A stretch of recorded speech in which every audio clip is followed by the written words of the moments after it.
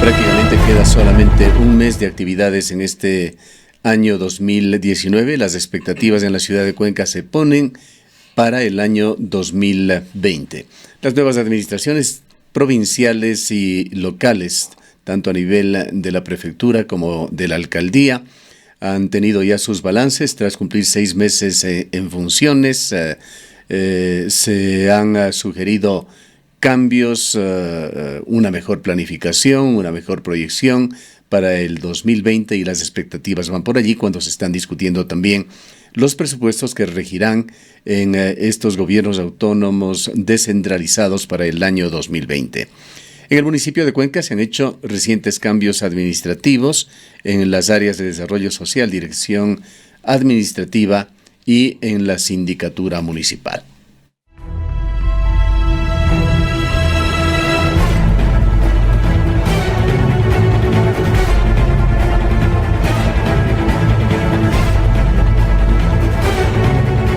Las 8:10 para conocer algo sobre cómo se perfila el municipio para el año 2020. La administración del ingeniero Pedro Palacios. Hemos invitado en esta mañana al doctor Cristian Zamora, concejal del Cantón Cuenca por el movimiento Participa. Doctor Zamora, muy buenos días. Iniciemos por estos cambios administrativos que se han dado en el municipio de Cuenca. ¿Son cambios coyunturales o obedecen alguna estrategia, alguna evaluación, conclusiones y reacciones que se estén dando en el municipio?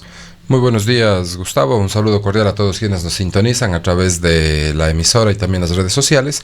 Efectivamente, de lo que tengo conocimiento, los cambios que se han dado a nivel de direcciones, porque también ha habido cambios a nivel, digamos, de mandos medios, son los que usted había indicado en la dirección administrativa, la dirección de desarrollo social y en el síndico municipal.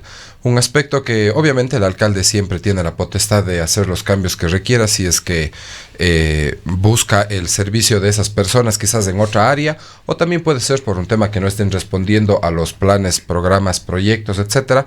Lo que yo veo quizás de común en los 3 cambios es de que han sido personas que más bien tienen experiencia, en lo público, que pero creo que es lo pero no que... experiencia específica en el municipio de Cuenca. Incluso el síndico, entendemos, no es un ciudadano de la localidad.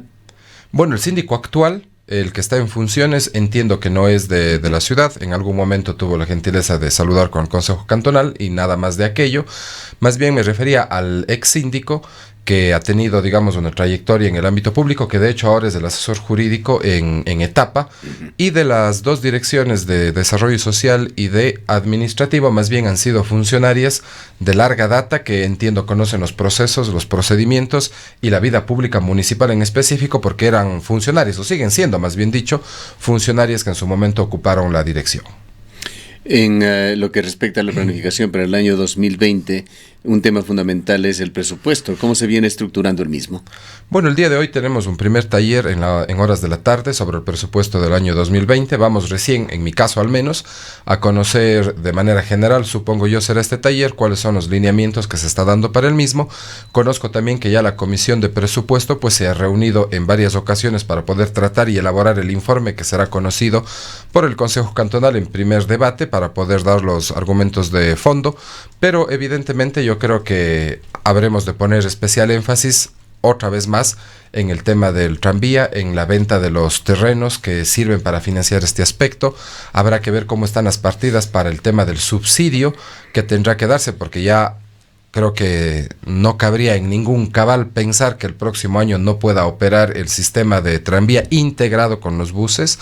Y evidentemente desde ese punto de vista yo creo que es parte sensible del presupuesto, porque vamos a conocer de alguna manera cuánto se está previendo de nuestros recursos que estaban yendo a ser invertidos seguramente en otro tipo de obras, pero que ahora tendrán que ir a pagar este déficit entre la tarifa real y la tarifa efectiva, que en algún momento pues el Consejo Cantonal lo definirá, y esa brecha pues tendrá que estar reflejada en los temas presupuestarios dentro de esta nueva proforma. Entre las críticas que se han escuchado con respecto al alcalde Pedro Palacios, a su administración, que incluye también al Consejo Municipal, es una falta de planificación de la ciudad, una falta de norte, de que no existe un plan estratégico claro de la ciudad, que no sabemos, así como el país, hacia dónde vamos. Yo considero que el tema de planificación de la ciudad es un asunto que se viene acarreando hasta el día de hoy desde el año 1998, o quizás para ser un poco más preciso, 2003. 98 es la última ordenanza de planificación que Cuenca tiene, que fue reformada, la original, digamos, en el año 2003. Desde ese año, Cuenca no ha tenido una ordenanza de planificación de la ciudad, lo cual es, por decirlo menos, catastrófico, sin visión de todos los que han pasado en la alcaldía y también en las direcciones de planificación, más allá de hacer los planes, digamos, puntuales de ciertas áreas de planificación que se han venido dando a lo largo de los años. Pero una ordenanza matriz, un plan maestro de planificación actualizado a la realidad que ya vive la ciudad y que se proyecta hacia los futuros años, obviamente no tenemos. Yo, de hecho, hace pocos días atrás, como soy miembro de la Comisión de Urbanismo, decía y dejaba sentado en actas que son 6 meses que han pasado y que conforme vamos viendo ciertos procesos de planificación hemos ido viendo falencias en las normas, que eso es normal, siempre habrá huecos, falencias, oportunidades de mejora, y lo que hemos pedido como comisión en unanimidad es de que se nos plantee a la administración diferentes textos para poder hacer las reformas desde el punto de vista eminentemente técnico, porque esto así es, y hasta el momento no nos han presentado ningún texto de reforma en una serie de ámbitos que creo que tienen que mejorarse. Yo creo que está faltando un tema de apoyo técnico por parte de la administración para los temas de planificación, porque sin duda alguna es la columna vertebral del desarrollo de la ciudad, aunque no se vea, aunque no dé réditos políticos tener una ciudad planificada, pero sí vamos viendo, a lo largo de los años cómo esto va afectando. Pero es que la planificación tiene que incidir en las ordenanzas, en las decisiones que tome el Consejo Municipal, en lo que se pueda permitir hacer en la ciudad, hacer con la ciudad o dejar de hacer. Efectivamente, por ejemplo, planteado, y de hecho se está trabajando ahora en una suerte de fórmula para poder vender edificabilidad, es decir, cómo hacemos que la ciudad crezca hacia arriba, porque las ordenanzas actuales no permiten sino hasta en ciertos sectores ciertos números de pisos, pero Cuenca debe comenzar a crecer hacia arriba, por decirlo de alguna manera, por simples razones, para compactar la ciudad, para densificar la ciudad, porque si seguimos creciendo como estamos, es decir, una mancha urbana que se extiende sin mayor norte, como usted bien lo decía, Gustavo, eso a la postre nos cuesta en el tema de servicios básicos, de dotación, de alcantarillado, de agua, de líneas de bus y de obviamente otros equipamientos que tienen que ir creciendo conforme crece la ciudad, en vez de poder compactarnos, densificar la ciudad, ahorrar en tema de servicios básicos y obviamente generar mejores condiciones de vida a la gente que va necesitando vivienda básicamente, y que eso es un tema que siempre se dará en cualquier urbe que crece. Como un elemento de discusión sobre el principal proyecto que ha tenido que enfrentar esta ciudad, lo digo enfrentar, porque más ha sido un problema que un beneficio para la ciudad, el proyecto tranvía. Recientemente estuvo Paul Granda, quien ejecutó este proyecto durante su administración, quien ofreció que los tranvías estarían circulando ya para el servicio público para el año 2014.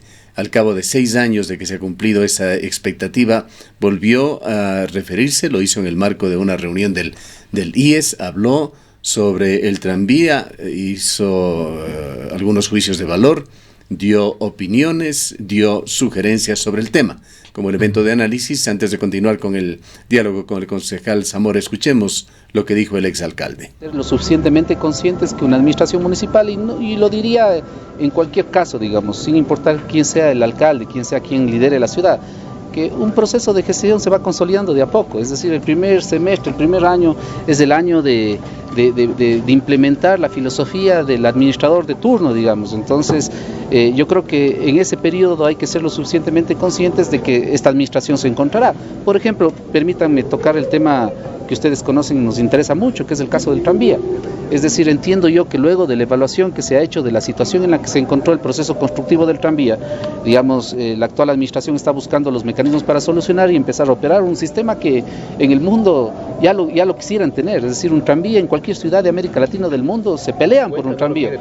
Imagínese usted, hemos hecho todo lo contrario de lo que pasa a nivel mundial, es decir, de que no se reconozca una obra de estas características, que es un transporte público moderno, que no contamina. Le insisto, Medellín lo hizo en 2 años, Río de Janeiro lo hizo en 2 años, que en nuestra ciudad hayan habido problemas lamentablemente en el proceso constructivo, se dieron porque varias circunstancias que creo que no vienen al caso. Lo que quiero decirle con esto es que más allá de una posición crítica que no sea constructiva, en este momento tenemos que ser constructivos a la hora de que empiece a operar el tranvía y de que el tranvía se convierta en la columna vertebral de un sistema integrado de transporte que es tal cual como se diseñó, en donde se integraban 14 líneas que se convertían en alimentadoras y generaban el flujo suficiente para que el tranvía transporte personas de manera eficiente. Además, desde su punto de vista, explicó por qué hubo tantos retrasos en la construcción de la obra. La labor de un administrador es resolver las dificultades con las que uno se encuentra. Cuando yo recibí la alcaldía había muchísimas dificultades de carácter financiero. Lo dije una semana, 2 semanas y entregamos una alcaldía que creció o duplicó su capacidad de ingresos. Es decir, uno tiene que buscar los mecanismos para solucionar los problemas y además en los propios contratos y no solamente en los que nosotros firmamos en el 2013, sino los que se firmaron posteriormente, normalmente se plantean mecanismos para la solución de controversias. Lo importante es tener decisión, tomar decisiones oportunas y hacer un esfuerzo común para que salga un proyecto de enorme importancia para la ciudad. Puntualizo un poco sobre el tema del tranvía. Una obra destinada a hacer una transformación en materia de movilidad, lamentablemente por una ineficacia en el proceso constructivo, ya ha llevado que una obra que tenía que hacerse en 2 años y medio, ha tomado cerca de 6 años.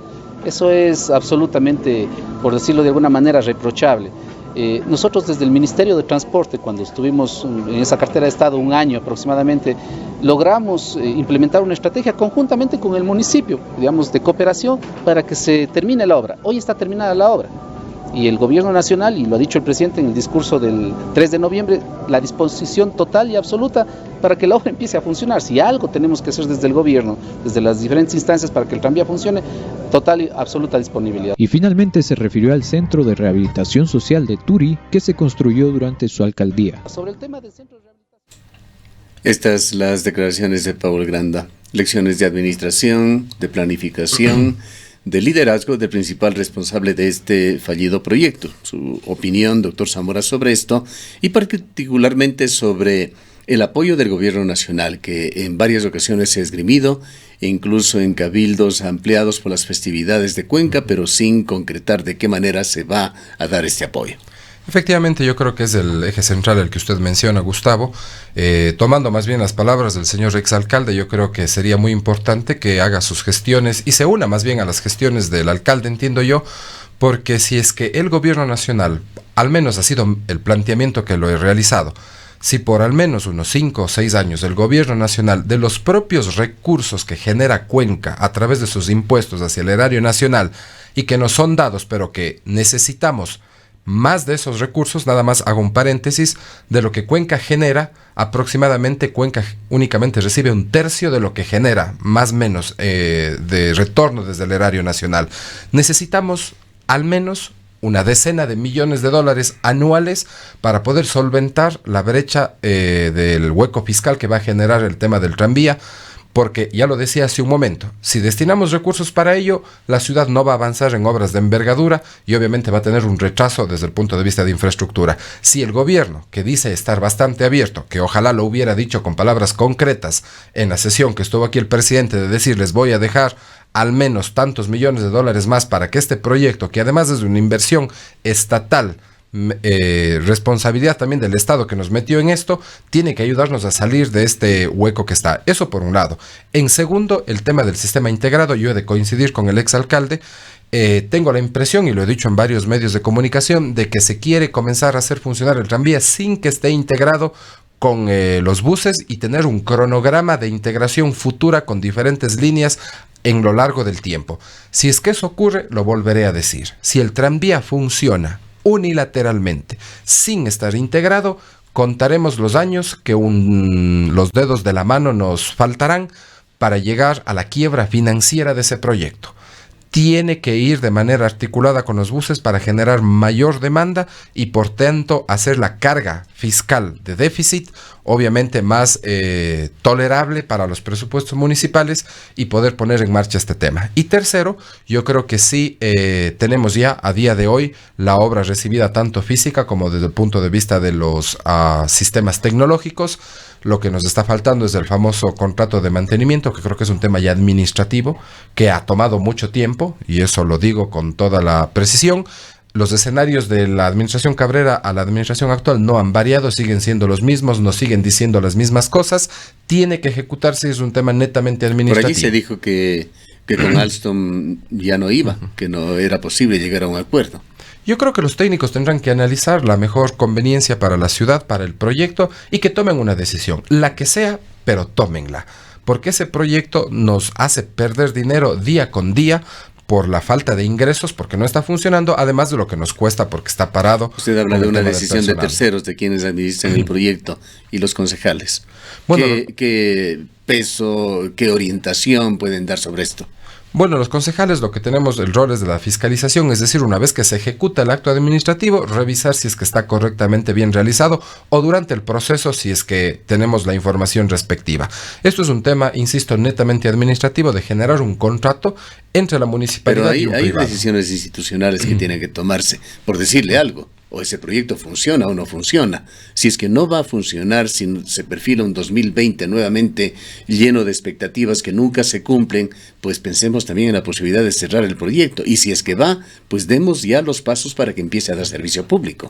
Yo creo que es lo que hemos pedido, Gustavo. A veces la ciudadanía dice, bueno, y los consejos cantonales, los concejales, ¿qué hacen?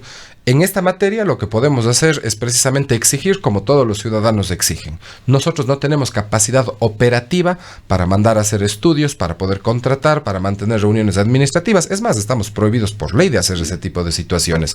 Pero sí nos unimos en proponer, en dar soluciones, en decir, bueno, no nos han planteado, pero si es que nos plantean, hemos de dar nuestros criterios sobre lo que se está realizando en materia de, específicamente de los temas de mantenimiento y cualquier otro que puedan darse, pero obviamente esto es un tema netamente que le corresponde a quien dirige a la ciudad de Cuenca, y creo que en este aspecto ya se van retrasando bastante, porque ahora, las obras hay muchísimo dinero que la ciudad está poniendo mes a mes en este proyecto.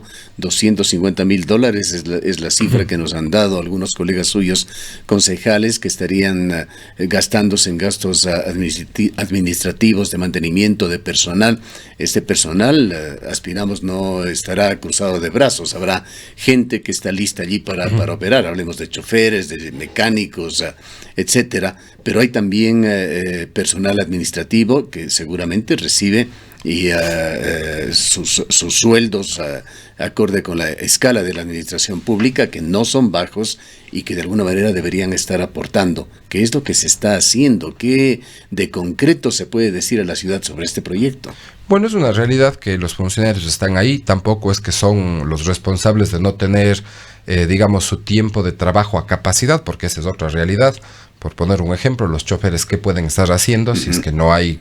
Hay personal que tiene que estar en espera. Estarán en capacitaciones, estarán los pero técnicos. Pero hay personal administrativo y toda una unidad tranviaria que algo estará haciendo. Sin duda alguna, y el monto que usted ha indicado, que bordea entre los $220,000-$230,000, va variando mes con mes lo que nos cuesta para pagar todos estos rubros. De hecho, el día antes de ayer, el Consejo Cantonal conoció, digamos, movimientos dentro de los mismos presupuestos que son legales y que el alcalde puede hacerlo directamente, y se financió $286,000, para ser exacto, a una partida del tranvía pasada desde otra, precisamente para seguir pagando sueldos.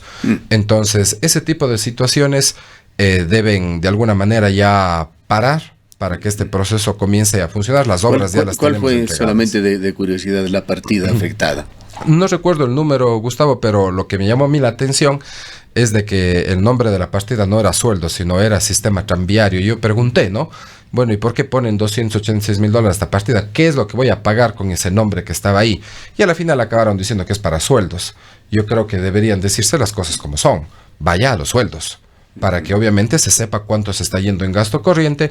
Y creo yo, no sé si esté equivocado, pero me da la impresión, no sé si esta partida haya sido creada ahora o viene siendo arrastrada desde antes, pero siempre hay la típica, ¿no? Poner una partida con un nombre que no refleja que es del gasto corriente y que a la final es del pago de la burocracia.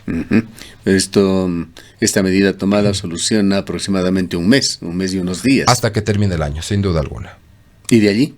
De ahí tendremos que ver ya el nuevo presupuesto, que hoy, insisto, tenemos el primer taller y habrá que ver todos estos valores que está dando la ciudad, y además cuánto ha bajado también el tema, y yo estaré pendiente de aquello, el tema del gasto corriente. El alcalde ofreció un tema de sinceramiento y de obviamente eficientizar los procesos. Eso implica que obviamente... Lo que ofreció es cambiar una figura de gasto que era un 70% del municipio contra 30% de inversión, cambiarlo al revés.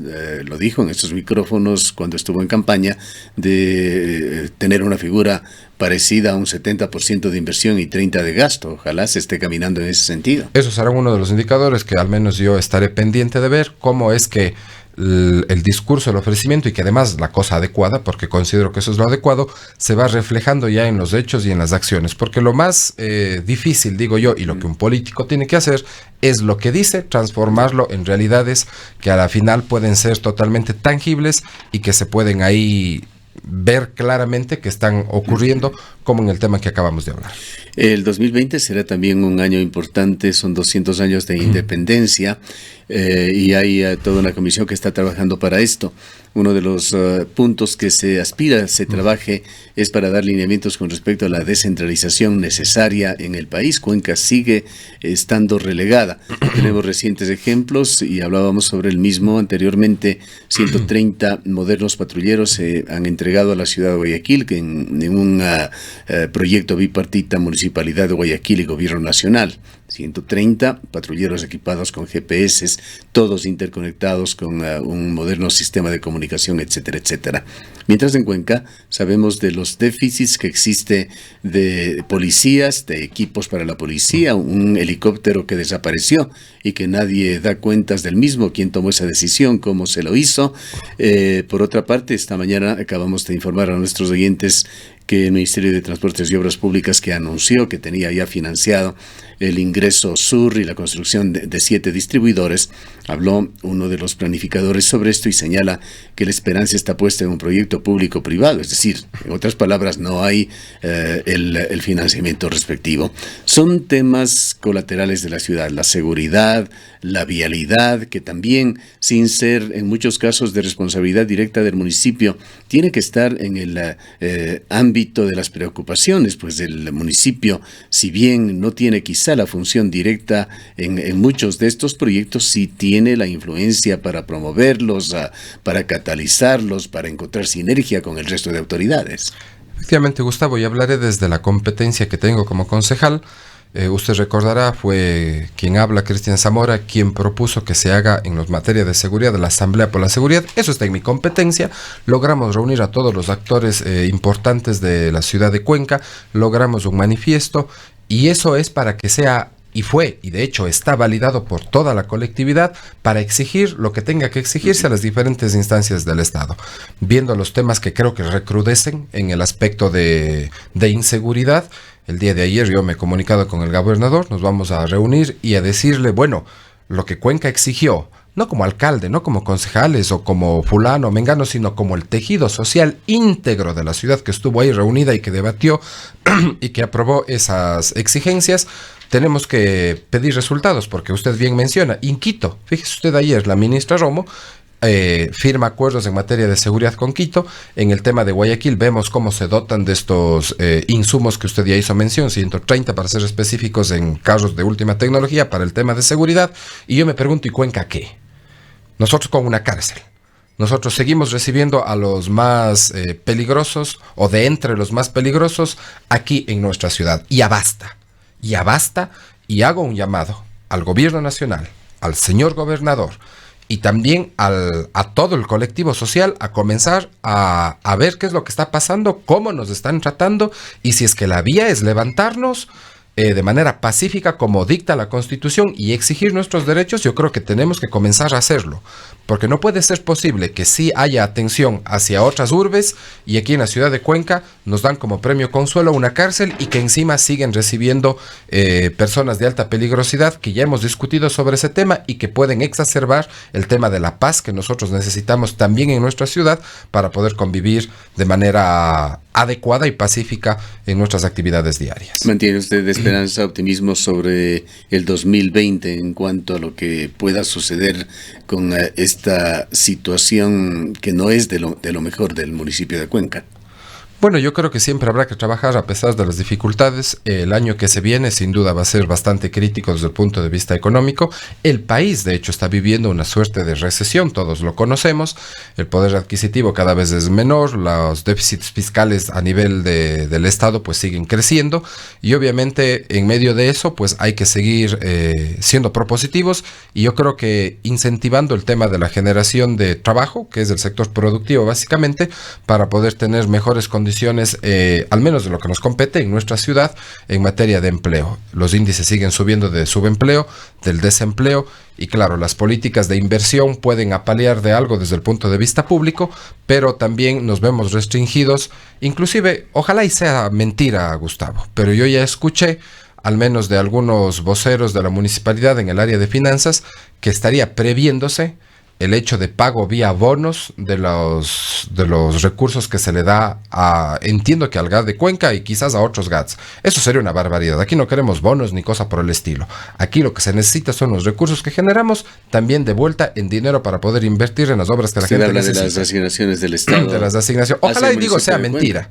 Es lo que escuché de manera extraoficial, digamos de un vocero que entiendo está informado de los temas financieros municipales, pero evidentemente eso también, de ser cierto, hay que rechazarlo. No es descabellado pensar, dada la crisis financiera del país, que no ha sido resuelta. No ha sido resuelta efectivamente por los tipos de leyes que mandan, que no tienen ningún asidero. Yo me alegro que esa ley haya sido, yo decía a manera irónica, no solo archivada, sino tiene que ser quemada. Y obviamente las cosas buenas que sí lo tenía esa ley, hay que ponerlas en un nuevo proyecto.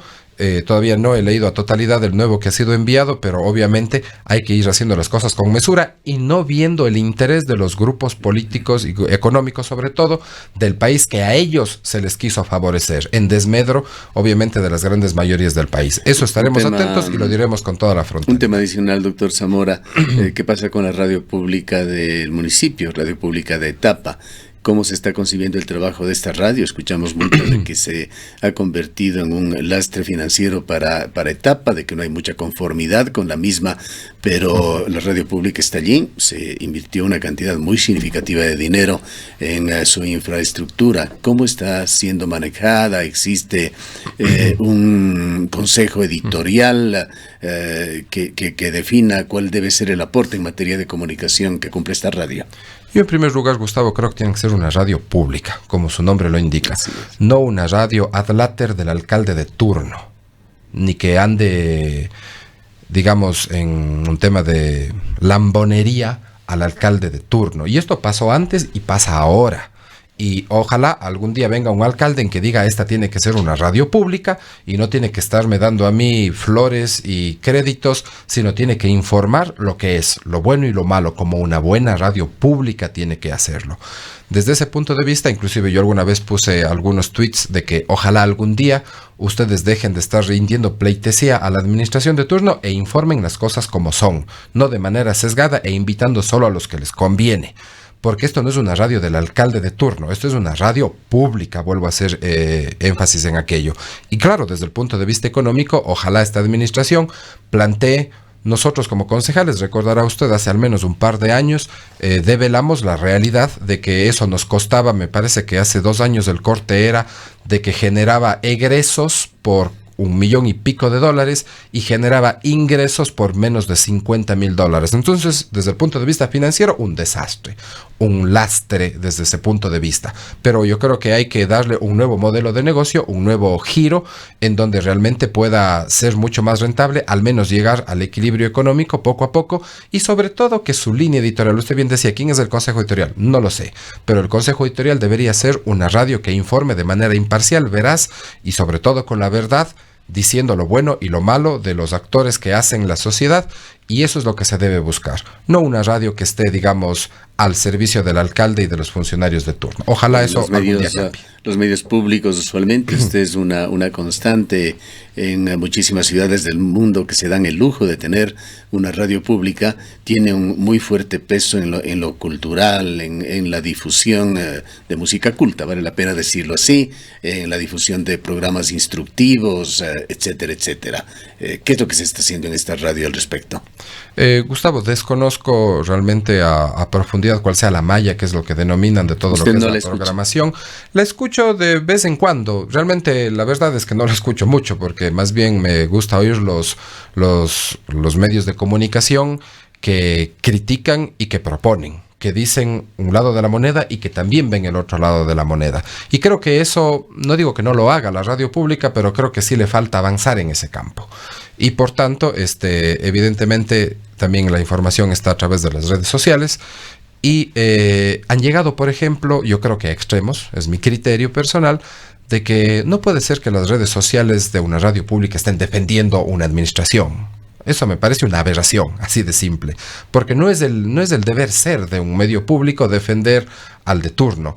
Lo que tiene que hacer es informar, y de manera imparcial, que, vuelvo a insistir, ojalá algún día venga un alcalde o un gerente de etapa con la disposición del alcalde que le dé ese lineamiento a la radio pública, que es lo que tiene que ocurrir, como sí ocurre en muchos medios públicos del mundo, esa imparcialidad y no ser un servidor de quien esté de turno, sea quien sea.